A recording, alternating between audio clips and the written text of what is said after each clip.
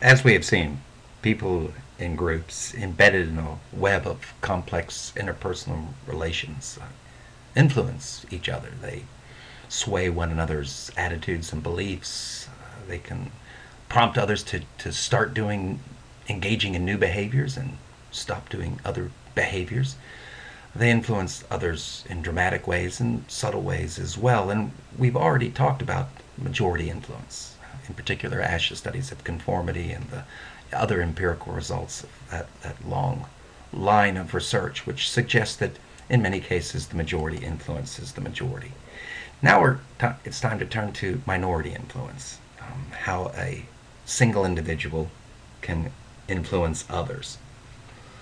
Because where we often tend to focus on the democratic process, where the majority tends to overrule the majority, that in many cases throughout history, outspoken minorities, single individuals, have convinced others, the majority, to change their minds. The history of Galileos, for example, the Gandhis, the Dr. Martin Luther Kings, even Charles Darwin. All of these individuals were able to influence the majority eventually, although not at first. So here we're to speak about this process where a single individual can influence the majority, referred to as minority influence. Social pressure exerted by a lone individual or a small faction of the group directed towards members of the majority. And just as Solomon Asch's work generated continuing interest in the process of conformity, it was Serge Moscovici's studies of a consistent minority that influenced the study, dramatically influenced the study of minority influence.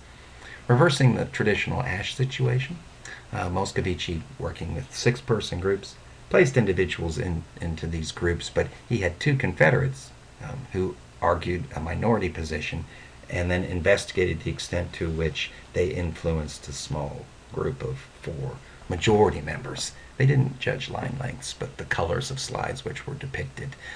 They were blue and green slides. Their hues varied somewhat in intensity and greenness and blueness, but the Confederates would argue that some of the green slides were blue. And what Moscovici wanted to see was how many of the real subjects would change their opinions and describe some of these green slides as blue. But he found that about 9% of the responses, not as much as majority influence, but consistently, and about 9% of the majority's responses shifted in the direction of minority influence. He also found evidence that of a delayed influence of the minority on the majority, so that in subsequent tests, when they were alone, they did not revert back to their original judgments. In fact, he found a tendency for the members of the majority, oddly, the members of the majority who did not change their public vote to agree with minority, but they did tend to shift their threshold for reporting a color to be blue.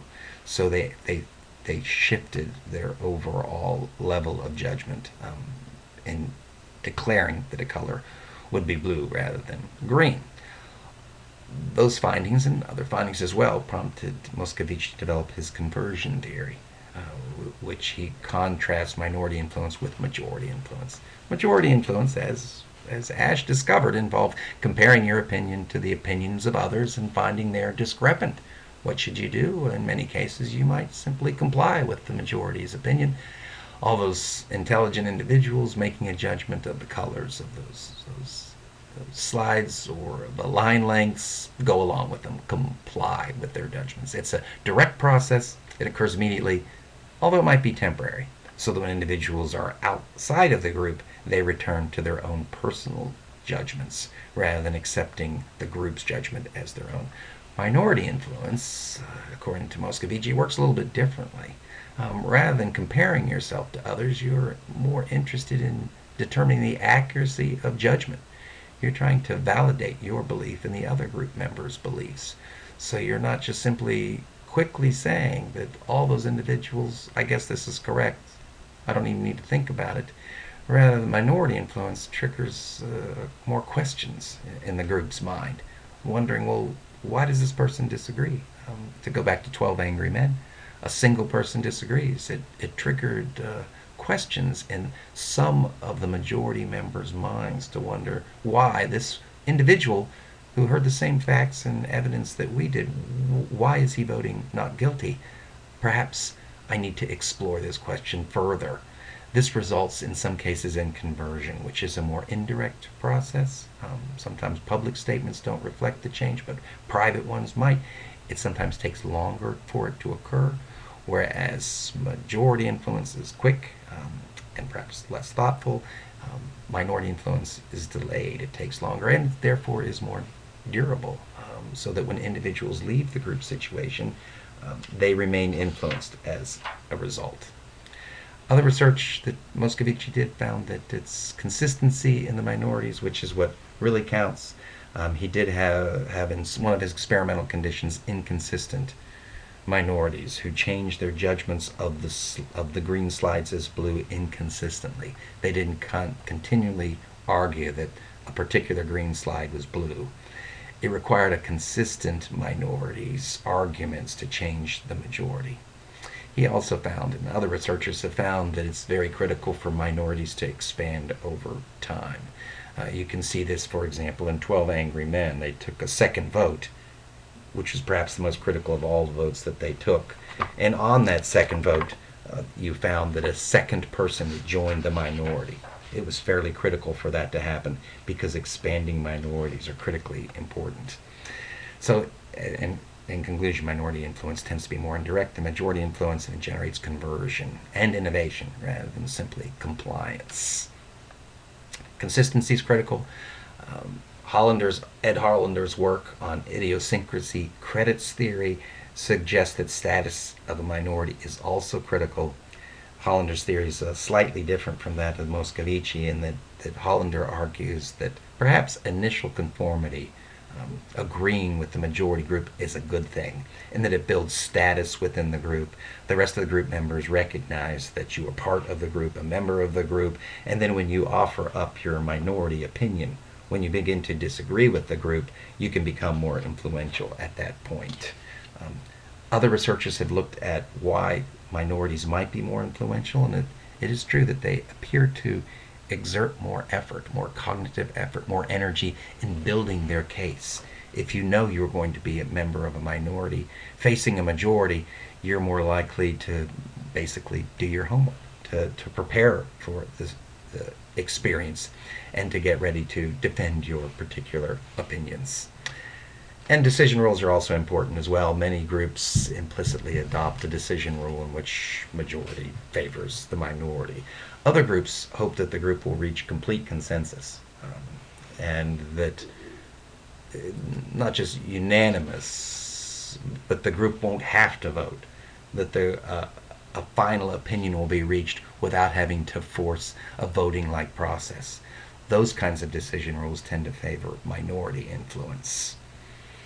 Just as Latinate social impact theory can examine majority influence, it also is relevant to minority influences as well. As you probably will recall, social impact theory suggests that the key factors that are important to take into account are strength, immediacy, and number in predicting whether or not a majority will influence a minority.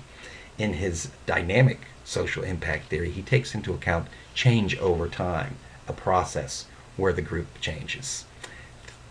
For an additional social process that he recognizes in this conceptualization are consolidation, clustering, correlation, and continuing diversity, the 4 C's. Consolidation over time in a group, you will find that the majority does tend to increase and the minority tends to get smaller over time. So there are consolidation of opinions. However, there is clustering because groups exist in a physical space, and related back to the importance of that theory of immediacy in his model, you do find that minorities cluster together. So if you find one individual who disagrees with majority, probably that individual is linked up either interpersonally or even spatially to another individual who also disagrees with majority. So the majority tends to cluster, the minority tends to cluster. Over time also, Latine identifies a tendency for there to become a coalescing of attitudes among the majority and the minority. And so their viewpoints on a variety of topics, not just the particular topic being discussed, such as the color of blue or green, but other unrelated topics, their attitudes also become correlated over time. All three of these processes result in continuing diversity. If we looked only at Ash's work on conformity, we would wonder, how does the minority maintain itself? Why aren't groups completely homogeneous? Why doesn't conformity always occur in over a minority? And it's because of consolidation and clustering that the minority is preserved within the group and continues on over time. We've covered majority influence and minority influence and the three topics of conversion theory, and then when we can predict minority influence and dynamic social impact theory. The next topic is sources of social influence, and we'll turn to that in our next presentation. Thank you, as always, for joining me.